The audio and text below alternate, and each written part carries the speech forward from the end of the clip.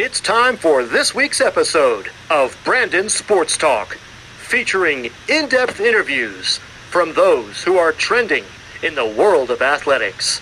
And now, here's the host of Brandon Sports Talk, Brandon Pate.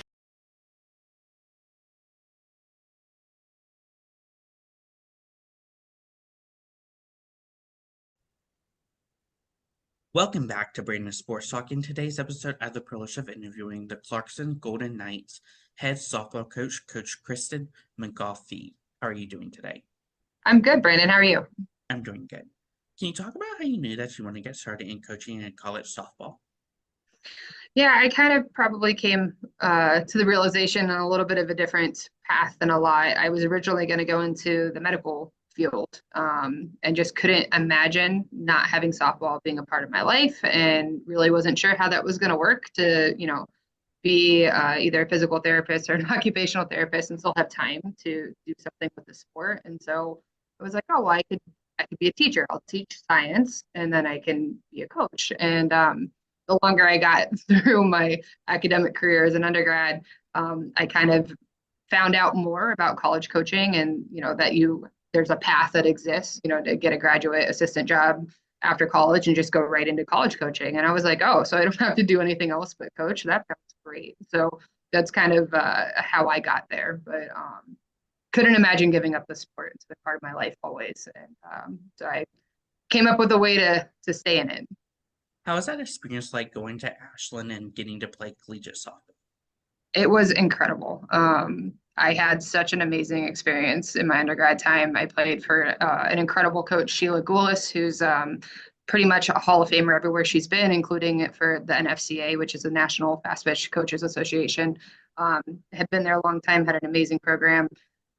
Ashland is a pretty standout Division II school for a lot of sports. And so having that opportunity, I was so grateful and absolutely loved it. My best friends still to this day are my teammates from college, and I talk to at least one of them every day. So I had an amazing career. What was that feeling like putting on that uniform and representing Ashland?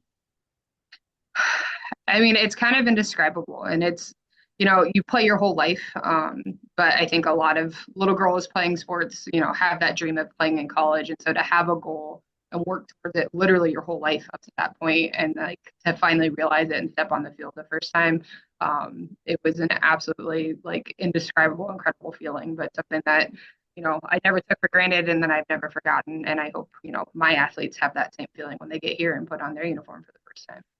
Throughout your time in college, what were some of your biggest accomplishments as a player? Um, Personally, I overcame a lot. I was learning a lot about myself. I actually lost my dad my freshman year as well. So that was a big challenge for me personally. Um, kind of learning how to navigate a big time in my life and how to be a player without having my dad, who was always my coach, behind me. So I kind of worked through a lot of that. I'm very proud of being able to persevere and end up having a pretty strong playing career at Ashland, kind of working through that. My favorite was kind of at the end of my senior year. I got it's an Ashland award. It's the George Dunges Team Award, and so that's picked by my coach and just really told me that I did a good job representing the program and being the type of leader that, Ashland softball and Coach Goulis, want. And that was big for me, probably more than any of the playing accolades that I was able to earn in my time there. Coming out of college, what was that experience like getting your first assistant coaching job and being a tennis coach and a softball coach for Bethany College? It was interesting. So my time at Bethany, as I'm sure you saw from my resume, I wore a lot of different hats, and that's something I had the opportunity. Coach Willis knew Coach Jan Forsey at Bethany College. She was somebody else who had been there a long time and had been a long time softball coach. And I learned a ton from her. She was a fantastic mentor, and she came from the Title IX era. So she coached a lot of different things in her time at Bethany. And so as her assistant for softball, I just ended up being her assistant for everything she was coaching. She had recently gotten out of volleyball coaching, which I had at least played volleyball before, but like I had no background in tennis. So I learned a lot on the job. Love watching tennis, just never played it. So my role with that was more of conditioning and trying to get our kids in shape. And I learned kind of through doing it. But it was definitely a challenge. Kept me very busy as well because we were in season for the whole fall, and then obviously doing our fall ball for softball, and then in the spring, kind of the inverse where we were in season for softball, and trying to help our tennis players during that time too. So it was busy, but it was a really cool experience. And Coach Percy kind of her philosophy was the more hats you wear, the harder you are to get rid of.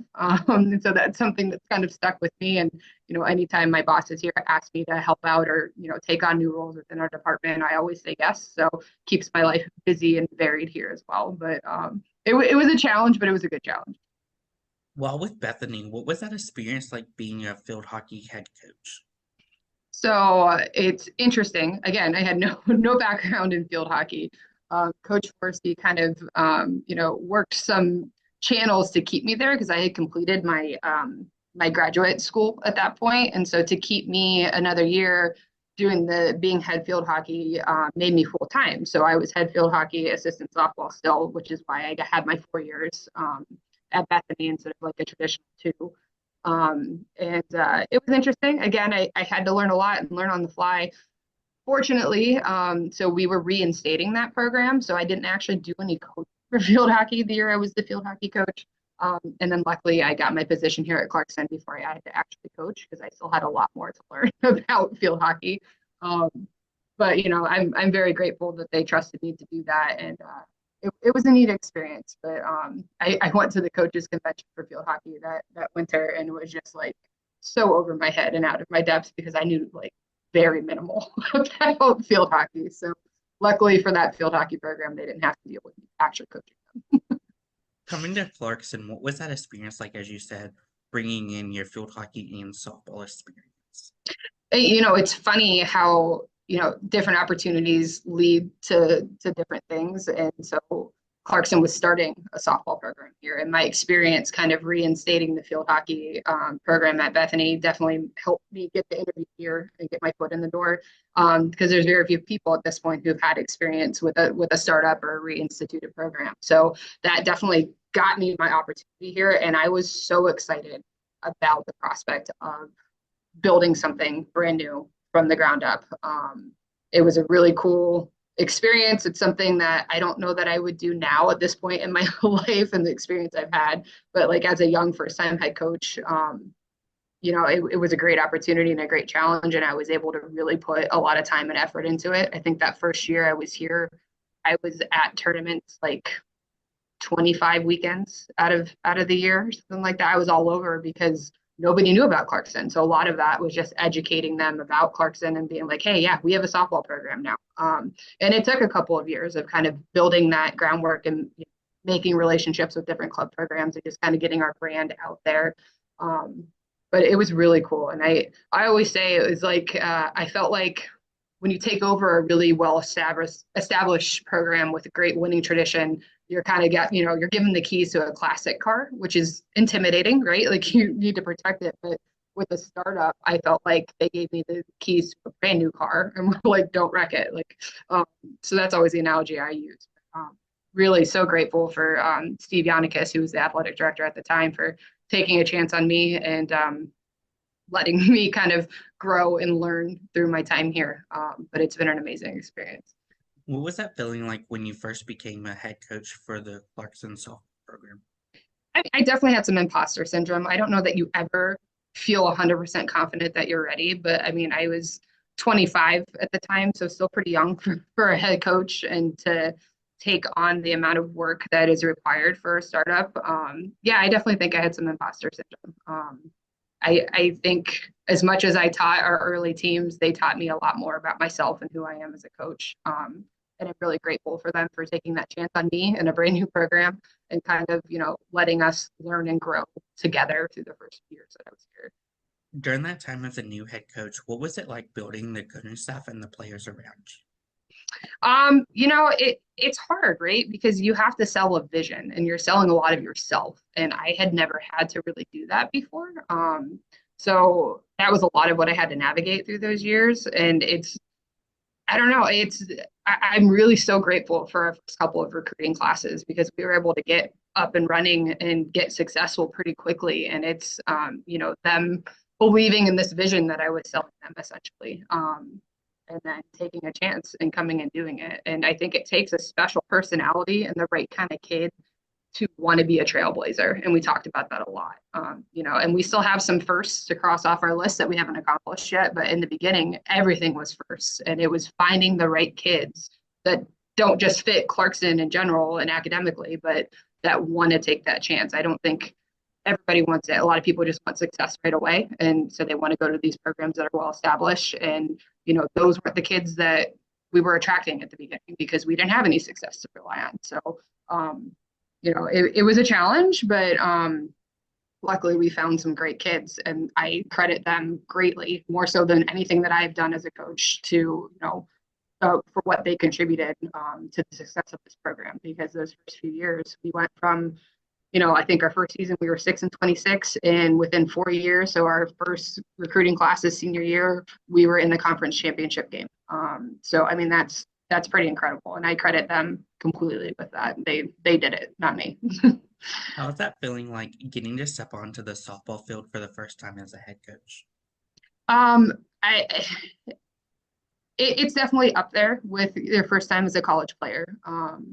It's I think I'm way more stressed on this side of the game as a coach than I ever was as a player because you pour so much into it and you want so much for your players. But at the end of the day, like there's very little that you can do during a game to really affect the outcome. It comes down to the players making the plays themselves, right? So definitely some nerves. I still get a little bit of butterflies anytime we step on the field, even when it's just like our fall play day, because it's really cool. We're on a field that I got to help, design and build. And it's, I refer to our program as my first baby before I had my own actual kids. And I feel that strongly about it. Like, I love this program. I love this team. And, I mean, even on practice days, I think there's still a butterfly or two in there just that, like, I get to do this and I get to do this here. And this is something that, is going to have my handprints on it forever. And that's pretty cool. What does a typical game day look like for you as a coach versus for your athletes? Oh, I'm always a little bit of a nervous wreck, to be honest. I try to stay busy. So, picking up food for the team, whether it's home or away, finalizing all the last details, double and triple and quadruple checking that I have everything I'm supposed to have. I'm always terrified that, like, I'm not going to have lineup cards or I'm not going to have our bat list ready. So I stress about those things. But um, I'm the type of person where, like, preparation definitely helps calm my nerves. So I just try to be as busy as possible. We're really lucky here. We have amazing equipment and field guys, so I don't have to do anything to prep the field, but I'm usually at the field a couple hours before the team's supposed to be there anyway. So I'm usually out there helping and just hanging out at the field and trying to soak it all in and make sure that everything's ready. But yeah, probably still a little bit of a nervous coach on game days. Can you talk about the culture that you've built for the Clarkson softball program? Yeah, I mean that's been really cool too to see that vision that I had kind of come to fruition, and it's a lot based on my personal experience at Ashland. Having a really steady, long time dedicated head coach who loved and cared about her players, and then was able to build a fantastic alumni base because of those things. So, those are the things that we focus on. We talk about being a family, and I think a lot of programs do, but I really truly mean it. I spend more time with our program and our kids here than I do with my family at home during the school year. So I really do love and care for them as if they were my own sisters or siblings or children now at this point as I get older and I'm old enough to be some of their moms. So that's it's kind of a family first focus all the time, and it's about trying to meet these kids where they need me to meet them all the time. And that looks different for each player, and that looks different for the same player from year to year. Things go on in their lives and they change and they mature and they grow, and they have things that come up, and it's just trying to make sure they're supported and feel that love and have that support. And so that they can go out and, crush everything that they're doing, not just what they're doing on the softball diamond. Who are some of the teams in your conferences you compete against? Yeah, so we are in the Liberty League, which all of our teams are in New York State. It's a fantastic conference for a lot of sports, softball specifically. It's very challenging. We have St. Lawrence University right down the road, who are big rivals. They call it the Route 11 rivalry because we're about 10 miles apart. So that's a big one. In Rochester, we have the University of Rochester. They're very good. RIT, also in Rochester. It's a great school. They have some phenomenal resources. We have Ithaca, who came in a few years back. They're great at everything, so they definitely raised the level of competition for us as well. And then in the capital area, we have Union College, RPI, who's been outstanding in the last 10 years or so, and Skidmore College as well. So those are our Liberty League opponents. What is that home atmosphere like when teams like RIT comes to your home facility? It kind of depends on the weather, to be completely honest. We're pretty far upstate New York, so if we have a nice weather day, we're going to have a great crowd. Our parents travel a lot, so they're at a lot of our games, so we always have a really good core group of fans in terms of family. But when the weather is nice here, we get a lot of people that come out because we take advantage of good weather days up here in North Country. What is that? We get a pretty good environment. What's that away atmosphere like when going to other teams? Well, it's funny because a lot of even our kids that are considered closer or more local, it's usually like the Syracuse area. So they're not super close. They're like 2.5 hours from home when they're up here. So a lot of times when we're at away games, if we're playing in the Syracuse area or the Albany area, especially, we get even more, friends and family that are able to come because it's closer to home for them. So a lot of times we have a really good crowd even at away games. So it's fun. And different teams, you've got different histories with different programs. I know our team gets really fired up to play Skidmore. We had some crowd razzing at Skidmore a couple years ago that really got to our kids. So they have like this little hate fire for playing at Skidmore. And you get those little things that are program specific. But I don't know. I think we have a healthy love-hate relationship with teams in our conference. Like we respect them all, but some of them we dislike more than others just based on various things that have happened in the past. What does that recruitment process look like for those prospective student athletes? And as a head coach, what do you look at in those prospective student athletes? Yeah, so I mean, we basically, we start looking pretty heavily at juniors. But if there's kids that are younger that email us, like we will communicate. I try to really stay up on communication. It's interesting to me that in this day and age, how easy communicating should be. How many potential students I meet with that are like, yeah, you're the only coach that gets back to us. And we have to email these other coaches or call and text them all the time, and they hardly ever respond. And you respond every time. I'm like, well, yeah, that's kind of my job, right? Like that's what I thought. But so we get really heavy with the juniors and seniors. But if we have sophomores and freshmen that reach out to us, we definitely start forming the relationship that early, trying to see them play as much as possible. That's always the biggest thing. Getting them up to campus, at least by the spring of their junior year, if not earlier, doing overnights the beginning of their senior year. That's always a big piece of it. And honestly, our team with those overnight visits really sell the experience here. And at the end of the day, that's who these potential students are going to be spending their time with. So it's really important for them to know that it's a good fit, to, like the team, and start forming those relationships early. So like this year, we have 6 freshmen, and they were all on campus numerous times and have fit very seamlessly into our program and kind of knew all the kids already. Obviously, they're getting to know them even better while they're here, but I don't think you can say enough about starting to form those relationships as early as possible. I think it really builds into the team chemistry. As a head coach, what is it like seeing those prospective student athletes fall in love with the campus and the facility? It's always cool, right? Like obviously, I'm in my 13th year here. I love it here, but our school isn't right for everybody. That's why there's so many different schools and types of campuses and locations that exist. So it's always exciting for me to find kids that love it here as much as I do. And I think you have to. We're not on the beaten path. We're kind of out of the way. I say nobody ends up here on accident. People come to Clarkson on purpose. And I think you get that vibe, not just within our program, but on campus too. So it's always cool to kind of see people enjoy campus and take it for what it is and be excited about the opportunities we have. As a head coach, what is it like seeing those freshmen put on that Clarkson green jersey for the first time? I mean, it's always cool. I think everybody has that moment of just like, I made it, I accomplished this goal. And then for me, being here for a part of the whole time that we've had a program, thinking, I always get a little nostalgic, looking at numbers that kids are wearing and thinking about the players that came before and wore those jerseys, and similarities and differences, and just, a little bit of reminiscing always hits me too. What is that like as a head coach, seeing them achieve those first big milestones in their career as freshmen? I am like their biggest hype person. Like I am so much more excited for my players to accomplish things than I am to get any kind of award or recognition. It's all about them.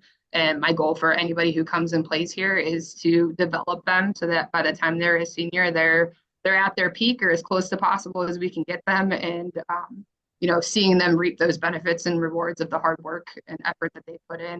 I mean, nothing has made me prouder as an adult for sure. As a head coach, what is it like seeing those seniors putting on that uniform and representing Clarkson for the last time? It's senior day is always emotional. The end of the season's always emotional. I haven't gotten a national championship yet, but I assume the feeling's the same regardless when the season ends. I mean, there's always an ending.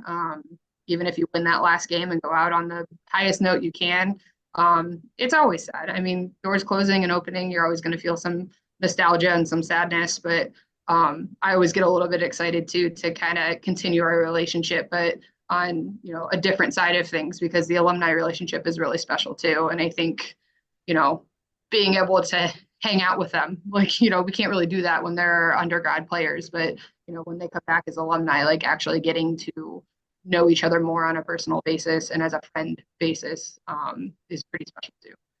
How's that like getting to see them going and playing in professional softball or even getting into college coaching after their playing career?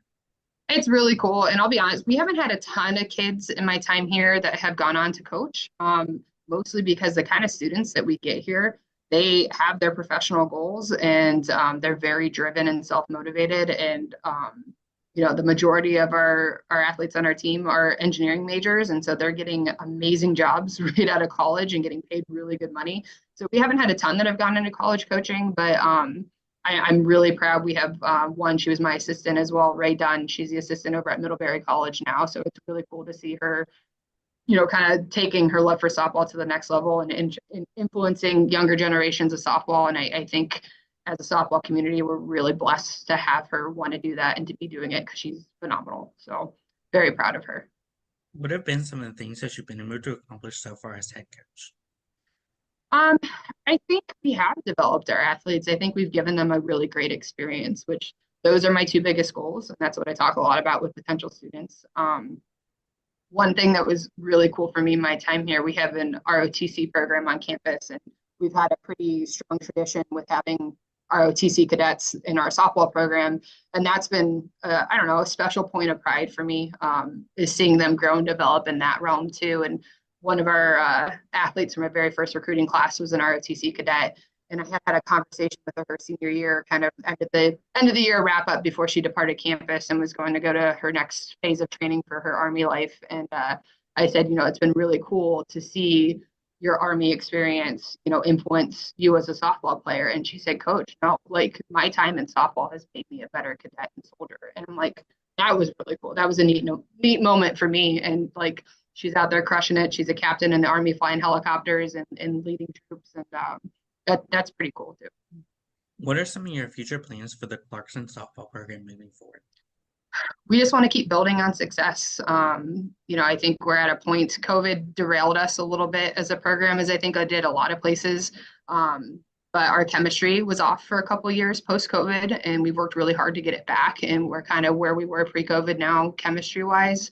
We're getting fantastic humans, great softball players and student athletes in our program right now.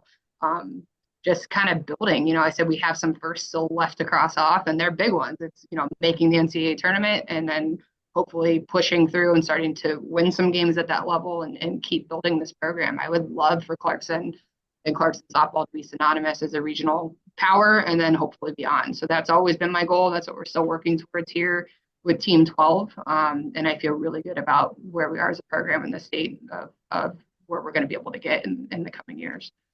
Looking back on your career so far at Clarkson, what would you tell your younger self starting the program?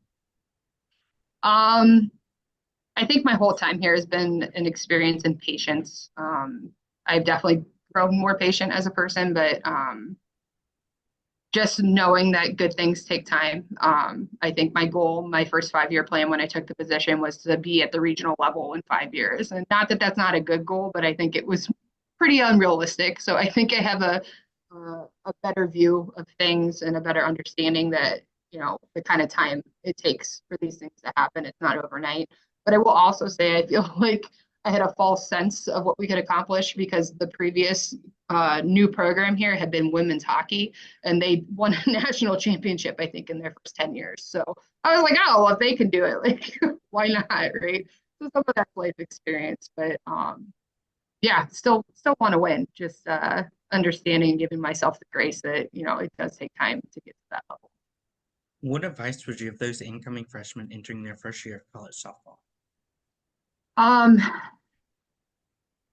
you got to learn to be comfortable being uncomfortable and understand, you might have to redefine what success has been. For a lot of people coming in, they've been straight A athletes, they've been, the stars or one of the star athletes on their teams, and understanding, that you're going to have to work to earn time. If there's somebody playing above you, you might have to wait a year before you get significant time.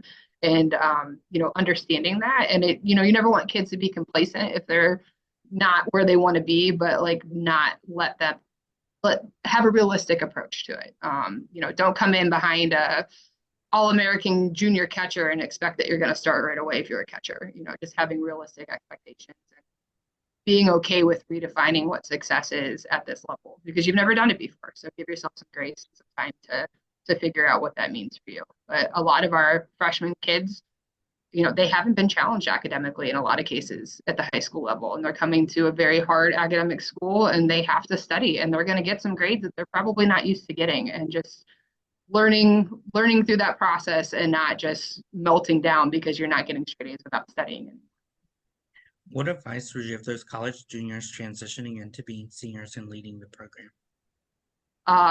Do your research, start looking at school. That's never too early to start identifying where you might want to be and forming those relationships with coaches. Don't be afraid to reach out. I think a lot of people, especially at the Division III level, I know when I make my recruiting schedule and I'm planning on who I want to go see and where I need to go, it's based off of kids that have contacted me. So yes, I still find kids when I'm just out watching random games, but if a kid contacts me and is already interested and knows about Clarkson, I'm going to do my darndest to make sure that I'm getting to know that person, seeing if they're the right fit, because that's taking half of my job away from me right there. They already know about us, and they know some things, and they're aware of Clarkson. So we tend to have more success with kids, knowing about us first and contacting me versus just me finding random kids out on the road. So reach out to people. Don't be afraid to.